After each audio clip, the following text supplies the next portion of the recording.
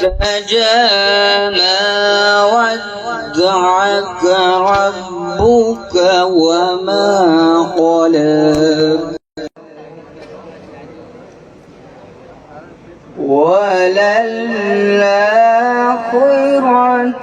خير لك من الأولى ولسوف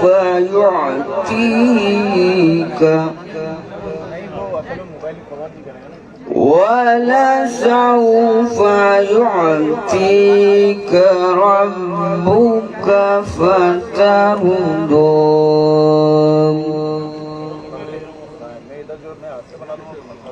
ألم يجدك يتيما فآوى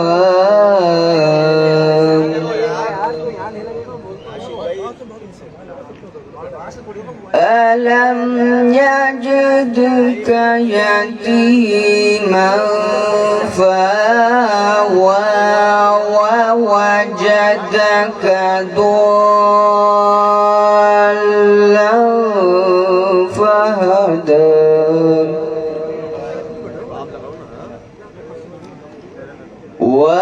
ووجدك عائلا فأغنى فأما اليتيم فلا تقهر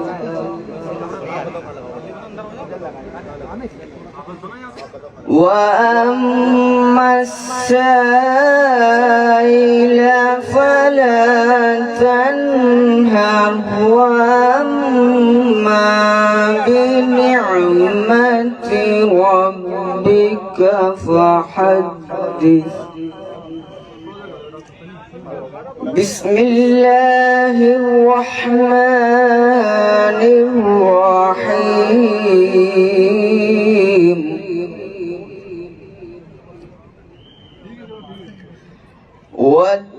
والتين والزيتون وطور سينين وهذا البلد الأمين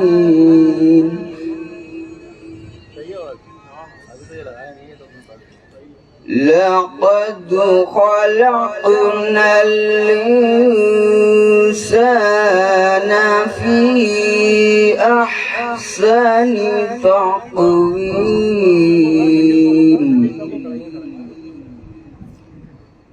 ثم رددناه أسفل سافلين إلا الذين آمنوا وعملوا الصالحات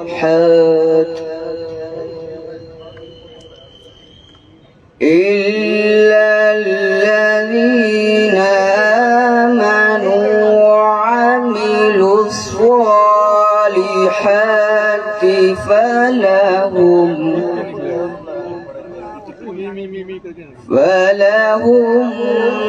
أجر غير ممنون فما يكذبك بعد بالدين أليس الله بأحكم الحاكمين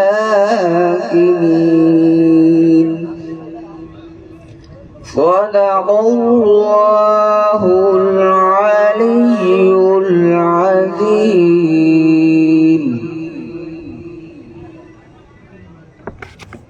माशाअल्लाह जज़ाकल्लाह। ये थे हाफिज मोहम्मद मुदस्सिर साहब जो तिलावत कलाम पाक से हमारे दिलों को मुरब्बर फरमा रहे थे। अब खुदा का जिक्र करें और जिक्र मुस्तफ़ा ना करें, हमारे मुंह में हो ऐसी जुबान खुदा ना करे। नात रसूल मकबूल सल्लल्लाहु अलैहि वसल्लम के लिए मैं मुल्तमिस डिस्ट्रिक्ट मेंबर शकील शाह भाई से कि वो आए और नात रसूल मकबूल सल्लल्लाहु अलैहि वसल्लम से हमारे दिलों को मुनव्वर फरमाए। औज़ु बिल्लाहि मिनश शैतानिर रजीम बिस्मिल्लाहिर रहमानिर रहीम सल्ले अला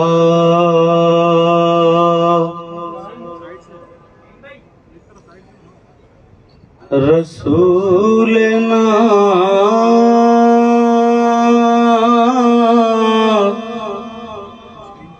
सल्ले अला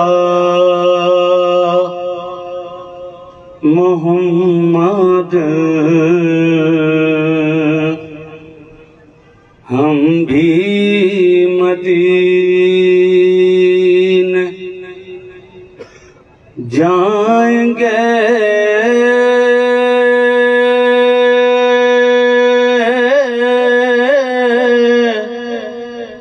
आज नहीं तो कल सही सल्ले अला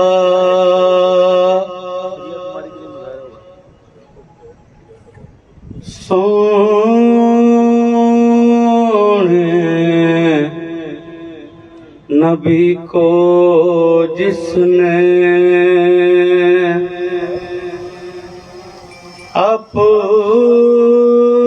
अपना बना लिया दिल जगमगा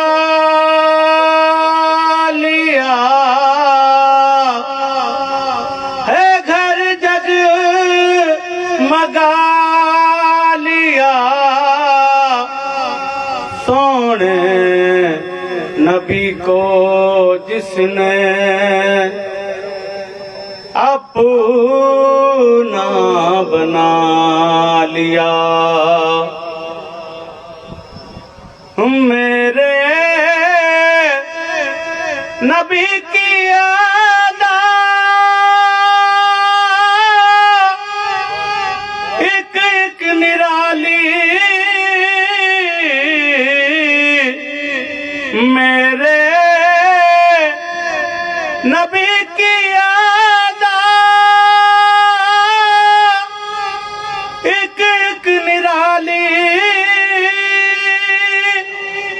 दोनों जहां में नहीं उनका मिसाली उनका मिसाली और उनको जो पा लिया तो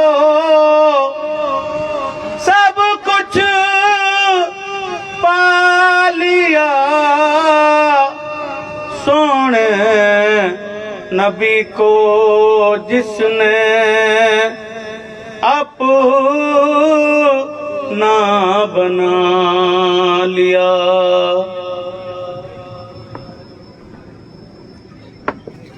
माशाअल्लाह सुभान अल्लाह।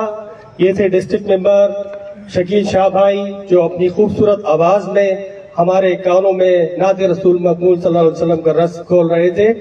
इसी के साथ प्रोग्राम की कार्रवाई को बाकायदा आगे बढ़ाते हुए, जिस तरह आप सबको मालूम है कि हर साल खिदमत खल्क फाउंडेशन की जानिब से इमदादी प्रोग्राम किया जाता है, इसी की रिवायत को बरकरार रखते हुए आज के इस प्रोग्राम का इनेकाद किया गया है। मैं मुल्तमिस इंचार्ज खिदमत खल्क फाउंडेशन हैदराबाद ताहिर खानजादा भाई से कि वो आए और अपने ख्यालात का इजहार करें। डॉक्टर ताहिर खानजादा भाई।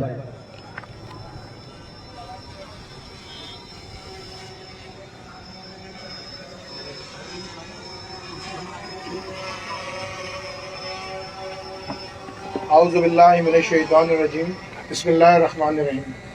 मैदान में मौजूद काबिल एहतराम कन्वीनियर कॉमनवेल्थ खालिद मकबूल सिद्दीकी भाई, सीनियर कन्वीनियर अनिस कैम खानी भाई, डिप्टी कन्वीनियर कैफुल वरा भाई, इंचार्ज वराकिन तंजीमी कमेटी, डिस्ट्रिक्ट इंचार्ज वराकिन district committee, town incharges, UC incharges, UC committee, शोबाजात के जिम्मेदारान, मोअज़्ज़िज़ शहरी और सबसे अहम इलेक्ट्रॉनिक मीडिया, प्रिंट मीडिया के साथियों, अस्सलाम वालेकुम। आज मैं अपने काबिल एहतराम मोअज़्ज़िज़ जिम्मेदारान का की इजाज़त से इस मौके का फ़ायदा उठाते हुए KKF चंद चीज़ें KKF के बारे में तमाम साथियों को बताना चाहता हूँ कि हैदराबाद KKF खिदमत खल्क फाउंडेशन का इनेकाद तो जब महाजर मूवमेंट स्टार्ट हुई जब से इसका फलाई काम शुरू कर दिया गया था। मैं हैदराबाद के हवाले से चंद बातें आपको बताना चाहूँगा। हैदराबाद में इनिशियली तौर पे एम्बुलेंस सेंटर और वेलफेयर OPD का स्टार्ट जो भी अभी चल रही है और अलहमदिल्ला इस वक्त हम यहाँ 500+ पेशेंट देख रहे हैं और समझे कि ऑलमोस्ट फ्री के अंदर वो पेशेंट का ट्रीटमेंट भी होता है, उनको मेडिसिन भी प्रोवाइड की जाती है और पूरे शहर के अंदर एम्बुलेंस और मैयत बस सर्विस सेंटर इस वक्त हैदराबाद के अंदर खिदमत खल्क फाउंडेशन ही तमाम सर्विसेज प्रोवाइड कर रही है, ना सिर्फ हैदराबाद में बल्कि पूरे सिंध के अंदर जहाँ भी मैयत बस की ज़रूरत है वहाँ पे ये सहूलत प्रोवाइड की जाती है और पूरे पाकिस्तान के अंदर हमारी एम्बुलेंस सर्विसेज अपनी सर्विसेज प्रोवाइड करती हैं। नॉर्मल एम्बुलेंसेज हों या वेंटिलेटर की सर्विसेज हों, पेशेंट को हैदराबाद या हैदराबाद के अलावा अंदरूनी सिंध से कराची या कहीं दीगर शहरों में शिफ्ट करना हो तो वो शब रोज़ अपने कामों में KKF के रज़ाकारान अंजाम दे रहे होते हैं। साथ साथ एक चीज़ें बस मैं जल्दी से कुछ चीज़ें बताता जाता हूँ। इस वक्त ये अस्पताल का अफ्ताह 2011 के अंदर जब किया गया था तो मदर एंड चाइल्ड यूनिट के हवाले से किया गया था और उस वक्त ये 70 बेडेड हॉस्पिटल था। आज अल्हम्दुलिल्लाह इस हॉस्पिटल की अल्लाह के फजल करम से और KKF की कहते हैं ना हमारी तमाम साथियों की रज़ाकारों की नीयतों के साथ कि नेक नीयतों की वजह से ये इदारा दिन ब दिन तरक्की कर रहा है और अल्लाह का शुक्र है हम यहाँ कोशिश कर रहे हैं कि जो हैदराबाद ही नहीं पूरे सिंध के शहरियों को बेहतर तिब्बी सहूलियात फराहम की जाए। आज पूरे सिंध से ना सिर्फ बच्चे बल्कि बड़ों के जो पहले तो यह इदारा सिर्फ बच्चों और माँ और बच्चों के लिहाज से ताकि पूरे वेंटिलेटर के हवाले से, लेकिन आज अल्हम्दुलिल्लाह यहाँ पीट्स के हवाले से तो पूरे शहर के अंदरूनी सिंध के लोग यहाँ पे इलाज के लिए अपने बच्चों को लेके आते हैं और माशाल्लाह सेहतयाब होने के बाद बड़ी दुआओं देने के साथ यहाँ से रुखसत होते हैं। और ये इस वक्त काम बढ़ते बढ़ते इस सिंध भर का सबसे बड़ा जो गवर्नमेंट इदारे भी खिदमत अंजाम नहीं दे रहे हैं, इससे बड़ी खिदमत पीट्स के बच्चों माँ और बच्चे के जो ट्रीटमेंट है उसमें ये इदारा प्रोवाइड कर रहा है। बस बदकिस्मती ये कह लें कि ये इदारा मुत्तहिदा कौम के ज़रिए नाम से आता है तो फलाई तंजीम है, इसलिए इसको बेसिकली प्रमोट नहीं किया जाता, लेकिन ये इदारा शब रोज़ मुसलसल इतना काम कर रहा जा रहा है, जितना काम हो रहा है इसको इतनी प्रमोशन हमारे को नहीं मिल पाती है यहाँ पे डिस्ट्रिक्ट इंतजामिया की जानिब से भी और दीगर। तो मैं रिक्वेस्ट करूँगा तमाम सोचते कि इसको फोकस करें और अल्हम्दुलिल्लाह हम इसको और बढ़ाते रहेंगे। अभी ये अल्हम्दुलिल्लाह इस वक्त 200 बेडेड हॉस्पिटल चल रहा है और अनकरीब ये जो हमारा आपने देखा होगा एक तामीरात चल रही है, ये 100 बेडेड है और इसके अंदर एक नर्सिंग इंस्टीट्यूट भी है जो 2024 जनवरी के अंदर इंशाल्लाह यहाँ पे नर्सिंग इंस्टीट्यूट का भी इफ्तिताह हो जाएगा और उसको अंदर हम यहाँ से 4 इयर्स का डिप्लोमा अपना जनरल कोर्स नर्सिंग के अंदर भी शुरू हो जाएगा और यहाँ एक 1 year certificate course Hyderabad Sindh में चल रहा है, सिंध फैकल्टी से अप्रूव, उसमें भी 14 कैटेगरीज में यहाँ सर्टिफिकेट्स हो रहा है। लेकिन इन चीज़ों ये चंद बातें थी जो मैंने आपको गुज़ार की हैं। बाकी इस प्रोग्राम के हवाले से हमारे दीगर ज़िम्मेदारान को बात करेंगे। जी मुत्तहिदा। ये थे इंचार्ज खिदमत खल्क फाउंडेशन हैदराबाद डॉक्टर ताहिर खानजादा भाई जो आगाही फराहम कर रहे थे खिदमत खल्क फाउंडेशन के किए जाने वाले कामों के मुतालिक। प्रोग्राम की कार्रवाई को आगे बढ़ाते हुए मैं मुल्तमिस डिस्ट्रिक्ट इंचार्ज हैदराबाद जफर सिद्दीकी भाई से कि वो आए और आके साथियों से बात करें। जफर सिद्दीकी जी बिस्मिल्लाहिर्रहमानिर्रहीम। भाई मैं तो अपने हिस्से की बात कर चुका हूँ, अब बताइए क्या करना है जी।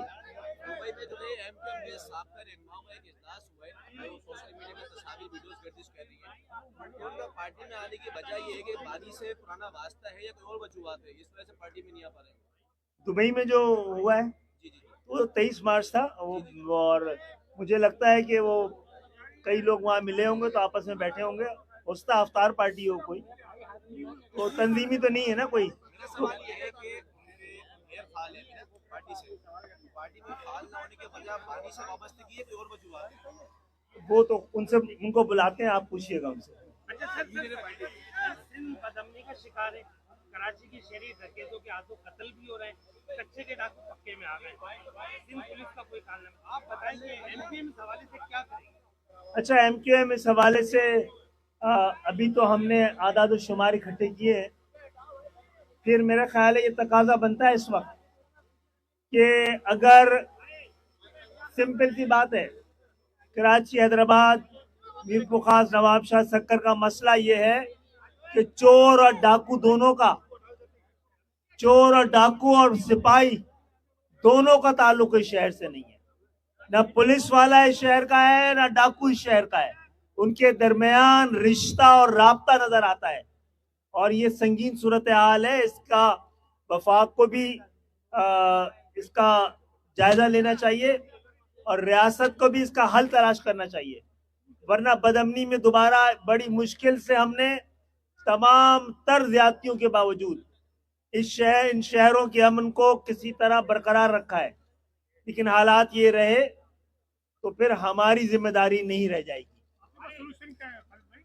आपके पास सोल्यूशन नहीं, बात तो ये नहीं, 15 साल तक यही कुछ हो रहा है कराची के अंदर। आपके नजदीक हल क्या है? हल ये है कि जब जमहूरियत का तकाजा ये है कि जिसके पास जहां पर जितना मैंडेट हो उतना ही इख्तियार हो।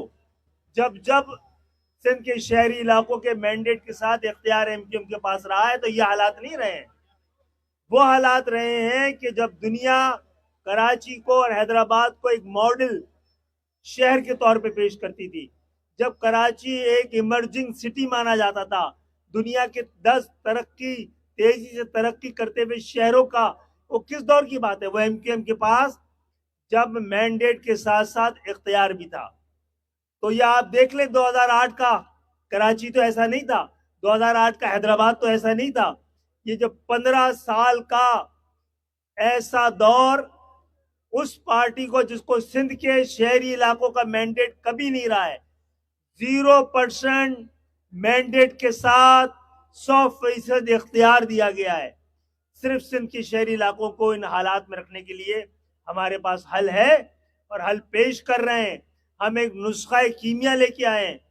डेवोल्यूशन ऑफ पावर के बगैर पाकिस्तान को मुत्तहिद, मुनज़्ज़म और मुस्तहकम रखना मुमकिन नहीं रह जाएगा। सर, ये जो अभी आपने नुस्खा दिया है, 2 अपने नुमाइंदे दिए हैं, फैसल वार्ता को नॉमिनेट किया है, तो क्या ये नुस्खा के साथ दवा और दुआ भी दी है? अच्छा, मामला ये है कि एमक्यूएम ने 2018 के मुकाबले में तकरीबन दुगनी हमारी सूबाई असेंबली की सीटें। पिछली दफा हमारे 2 सेनेटर थे, लेकिन इस दफा यहां पर तो शायद पोलिंग के बाद वोट गिन लिए गए, सिंध की सूरत-ए-हाल 18 वाली रही, बल्कि उससे ज्यादा खतरनाक रही। तो इतने बड़े पैमाने पर अंदरूनी सिंध में यकतरफा तौर पर रिजल्ट लाई है पीपुल्स पार्टी, ना जाने अपने कौन सी खिदमात की वजह से उसको ये सहूलत मिली है। तो एमक्यूएम का एक सेनेटर एमक्यूएम के वोटों से बन सकता था, दूसरे में कमी थी।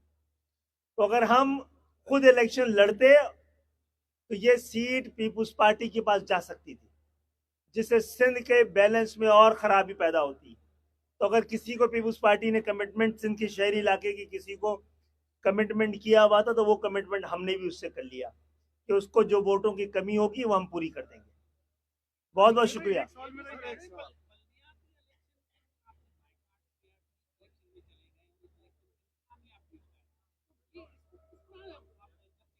जस्टिफाई इस तरह कर सकेंगे कि जनाब आली उस वक्त सिंध के शहरी इलाकों में जो यूसीज थी वो आधी भी नहीं थी जो होनी चाहिए। कराची में तकरीबन 75 से 100 के करीब यूसी कम थी। 53 तो खुद पाकिस्तान पीपुल्स पार्टी ने इलेक्शन के बाद ऐड की है। अगर हम उसमें इलेक्शन में हिस्से में चले जाते तो ये जैरीमैंडरिंग जो थी, प्री पोल रिगिंग थी, उसको तस्लीम करने जैसी बात है। हम नहीं है बल्दियात में, तो अब करके दिखाएं, हमारे बगैर करके दिखाएं ना कराची हैदराबाद का मसले का हल। हमने फिर मौका दिया है, एमक्यूएम को रिप्लेस करके दिखाएं। अगर कोई कर सकता है तो।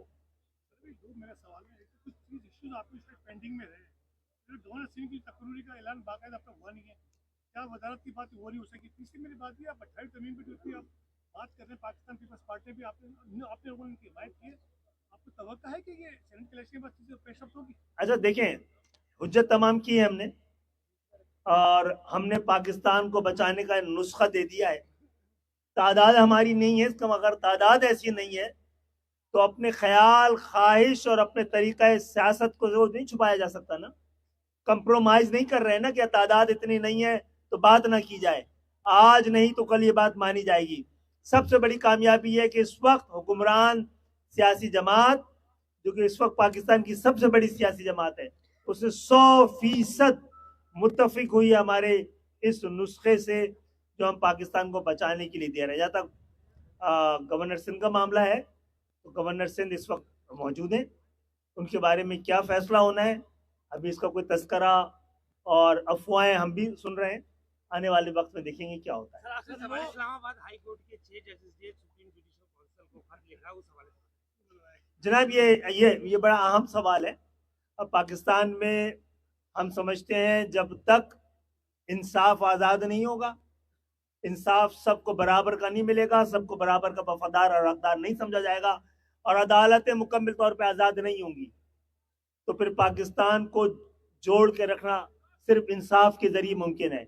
और इसमें जो भी जुडिशियल चेंजेस आनी है, जो रिफॉर्म होना है, यही वक्त है जब किया जा सके। सवाल मेरा ये है कि आप अपनी इंतखाबी मुहिम में हर स्पीच में अपनी गुफ्तगू आप हमेशा ये बात करते रहे कि पूरी कौम जो आएंगे 10 साल की हुकूमत करने जा रहे हैं, तो फलसफा बताएंगे क्या है इसके पीछे? ये इसलिए कि एमक्यूएम को खत्म करने की तमाम कोशिशें 100% यकसुई के साथ, 100% कौमी इत्तेफाक राय के साथ नाकाम हो चुकी है। सब्र जीता है, जब्र हारा है, और उनके पास कोई और तरीका नहीं है कि वो शहर जो पाकिस्तान को पाल रहे हैं वहां पर उनकी जेन्युइन लीडरशिप, मसनूई क़यादत के सारे इंतजामात, सारे तरीके, सारी साजिशें नाकाम हुई है। इसलिए मेरा गुमान यह है कि 10 साल तक एमक्यूएम को रिप्लेस करने का कोई बड़ी साजिश मैं नहीं देख रहा हूं। अगर एमक्यूएम ने इन अच्छे हालात को अच्छी तरह गुजारा और कोई गलती नहीं की तो इंशाल्लाह मैंडेट वापस हुआ है, इख्तियार भी वापस हो जाएगा।